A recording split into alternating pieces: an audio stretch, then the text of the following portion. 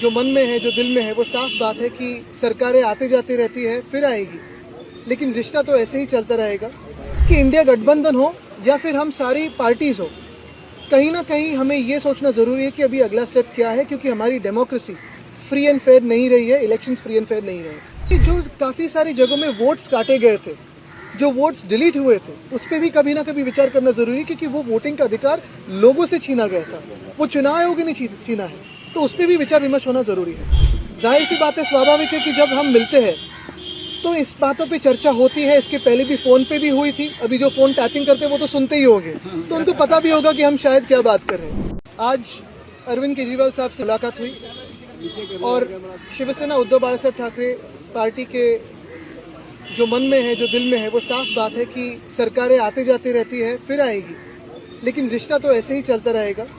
और यही कहने हम आए थे। उन्होंने जो पिछले 10 सालों में दिल्ली में जो काम किया है वो सारी जनता जानती है। ये जो चुनाव हुआ उसमें चुनाव का बहुत बड़ा हाथ था, आशीर्वाद था, और भाजपा ने चुनाव आयोग के तो आभार मानने ही ज़रूरी है। लेकिन यही बात है, कल जैसे मेरी राहुल जी से बात हुई, आज अरविंद जी से बात हुई, कि इंडिया गठबंधन हो या फिर हम सारी पार्टीज हो, कहीं ना कहीं हमें ये सोचना ज़रूरी है कि अभी अगला स्टेप क्या है, क्योंकि हमारी डेमोक्रेसी फ्री एंड फेयर नहीं रही है, इलेक्शंस फ्री एंड फेयर नहीं रहे। तो लड़ते तो रहेंगे, देश के हित में लड़ते रहेंगे। आपकी आवाज़ हो, मीडिया की आवाज़ हो, जनता की आवाज़ हो, तो उठाते रहेंगे, और जो भी देश के अच्छे का हो, सड़क पे उतरना हो, लड़ना हो, तो लड़ते रहेंगे। बस यही था। लेकिन आपको नहीं लगता जो आपसी कन्फ्लिक्ट था उसका नुकसान भी जो है हुआ है, और दोनों ही पक्षों की तरफ? देखिए, काफ़ी सारी इसकी एनालिसिस हो सकती है, होगी भी, दोनों पार्टी अपनी अपनी एनालिसिस रखेगी, लेकिन हमारी तरफ से जो रिश्ता है वो रहेगा, जो दोस्ती है वो तो रहेगी।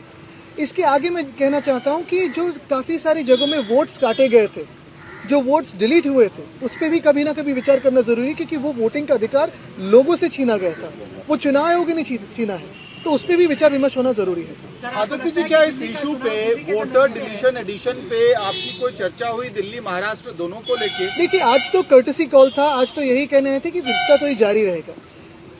जाहिर सी बात है, स्वाभाविक है कि जब हम मिलते हैं तो इस बातों पे चर्चा होती है। इसके पहले भी फ़ोन पे भी हुई थी, अभी जो फ़ोन टैपिंग करते हैं वो तो सुनते ही होंगे, तो उनको पता भी होगा कि हम शायद क्या बात कर रहे हैं। लेकिन हमने ये भी कहा है कि इस पर स्टडी करके जो हम प्रश्न चिन्ह उठा रहे हैं, जैसे महाराष्ट्र में 47 लाख वोटर्स कहाँ से बढ़े हैं, 76 लाख वोट्स आखिरी समय के बाद किसने वोटिंग किया है, इसकी कोई वीडियो फुटेज है क्या, टोकन्स है क्या? चुनाव आयोग इस पर बात करने के लिए बिल्कुल तैयार नहीं है। और ये सारी बातें अगर आप देखें तो हरियाणा हो, उड़ीसा हो, दिल्ली हो, मध्य प्रदेश हो, महाराष्ट्र हो, सारी जगह कॉमन है, ये एक पैटर्न दिखने लगा है। तो हमारे देश में आज फ्री एंड फेयर इलेक्शंस होते नहीं है, इसी का ये सबूत है।